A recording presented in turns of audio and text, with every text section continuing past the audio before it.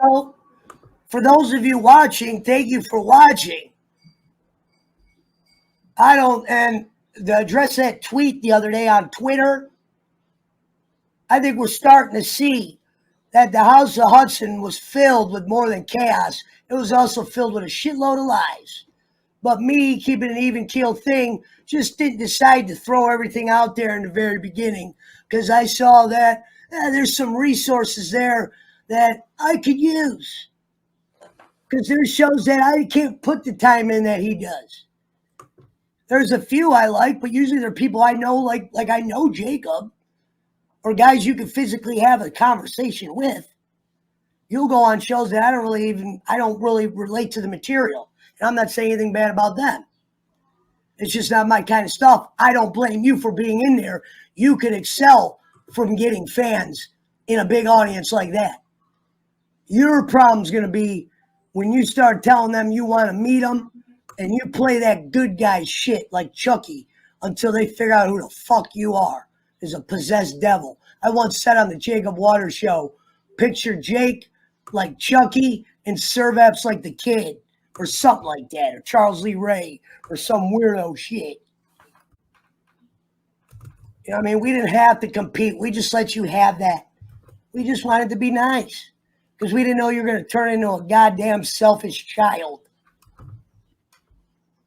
and claim all the shit you don't want as the shit you start. Well, I got to take this call. Oh, Tampa Terry here, brother. What's up? You coming by, brother? But like I said, him and Pesci actually have a relationship. I can understand Pesci's feelings. Like I said, I've seen Jake change recently, but Jake's never done me dirty. So I saw a lot of things he did to me that I really didn't throw out there. I always told myself this over and over and over. If it's wrong, it's wrong. And everyone, and this could be proven too. I didn't even think about this. Oh, Jake. What's the word? Free. Remember what about Bob goes free when he gets out of the whatchamacallit? When dude tried to blow him up with the bomb. All right. Jake used to ask me when I first started doing my shows, you guys ready for this one? Jake used to do those little shows before I ever did it, like those 5-minute shows or whatever on Twitch or whatever, because he had accounts set up. I had him set up. I just wasn't ready to start using them yet. I was learning about him and shit, wanted to wait for the right time. But he used to tell me, you don't even come on my show. Because if you guys remember in the beginning, I used to tell Jake, I don't come on the show because usually your show is about tears and sadness. And I can't do that. I already know your story. I don't need to know every show when your dad died. I know. I don't need to know when your mom died. I know. I don't need to be reminded.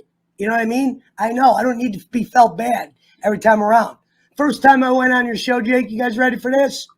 You're going to say I don't know what I'm doing?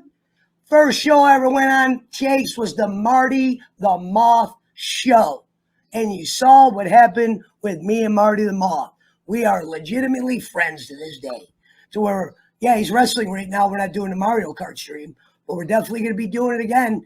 If I was going out in Utah or something like that, I needed to call him or something, get a connection from him. Oh, I got that for sure. I know he won't even, he'll say, yeah, he's a good guy. I knew Marty was a good guy. First day I met Marty, he was trying to get his phone to work to do an interview with Jake. He didn't know who the fuck I was. No. I met Marty because this is what I told Jake. I found out Jake was going to give Marty the Moth. I actually knew who Marty the Moth was, believe it or not. I don't know who all of his guests are because I watched Lucha Underground Wrestling. Didn't hate him as a wrestler either. Wasn't just because he was a wrestler. I actually liked his character. But when you get to meet him, he's a good guy. You're just going to like him. So that week, I've never been on the House of Hudson in my life. That can be proven. You know it. I go, Jake, let me do the Marty the Moth show. I go, at least you won't fall apart. Because Jake's first question was, so Marty, I heard you had Lyme disease. To where I had to turn it into a joke and go, Marty has this thing where he asks everybody what's their worst disease first. Like, guy we had last time had cancer, girl had an STD. It's just his thing. And Marty laughed at that and he was cool with it. But Jake didn't even really talk to Marty much after that. The relationship I built with Marty was because Jake was over there. Jake gets you on a show, reindeers you, and then if you are low enough level to send you a link, he'll send you a link every day. Like he wasn't sending Marty links because Marty doesn't have all the ways of him getting a hold of him to where he answers and shit like that. But right when he did to Marty, it's like when Jake would do bad things, I go, shit, the Marty the Mall thing, and you got another person coming up. People just started popping up before I had a chance to hate the kid, to where my hustler side came out and said, you like those relationships enough to look past the silly ass shit you're dealing with. Because it's not hurting you deep down. You're just getting a little bit more tired. True. You know what I mean? So don't call yourself the best in the world when you're not even winning, not even close, didn't even have a chance, and there wasn't even a question about it. Did have the world by the palm of the hands when it comes to money and this and that, but you played the money wrong, just like Kenny did. You guys both played the money wrong because you didn't ask a guy who makes money for a living, what should I do? You wanted to just fucking turn me into the martyr, the enemy, the this, the that, instead of the actual asset that I am, in this world at least. You know what I mean? I don't know your guys' relationship that well. I mean, I know the above the scenes stuff, not the behind the scenes stuff. You know, what's on the video. And even the stuff I see on the video, I've seen you nothing but support Jake. So right. I can't see him responding a different way. To where he got comfortable being a bad guy because he goes, well, Pesci only says this and that and blah, blah, blah. When you went on Angelo's show, Jake, you showed me your poker hand. Because what's funny was I always questioned if it was possible. But then I did remember the bowling show. You did well, but what you did well in the bowling show is bowling hit you read the comments. You didn't even have a chance to be Jake then. You know what I mean? I remember that show, Jake, because I was on it at the end. I was the one that asked you the question about Michael Cole's, the best question of the night, remember? Because I knew what kind of questions a guy like you would answer and hit a home run with, and I barely knew you. I only saw you for those first 2 hours when you were Jake Echo, the name I gave you. And then J.J. Arwood gave you the HWO meme that he made for me.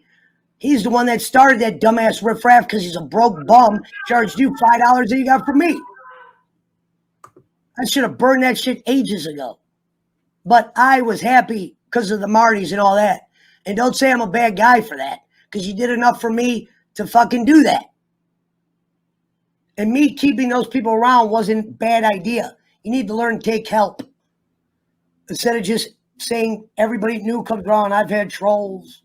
I've had haters. To where these people are like talking to you like you've been a victim when you have been the guy picking victims. Slowly, methodically, screwed up. Not how I would have did it. I would have took the money and the gifts and shit, and the stream yards, and all that other weirdo shit, and the raids, and I would have shut my mouth.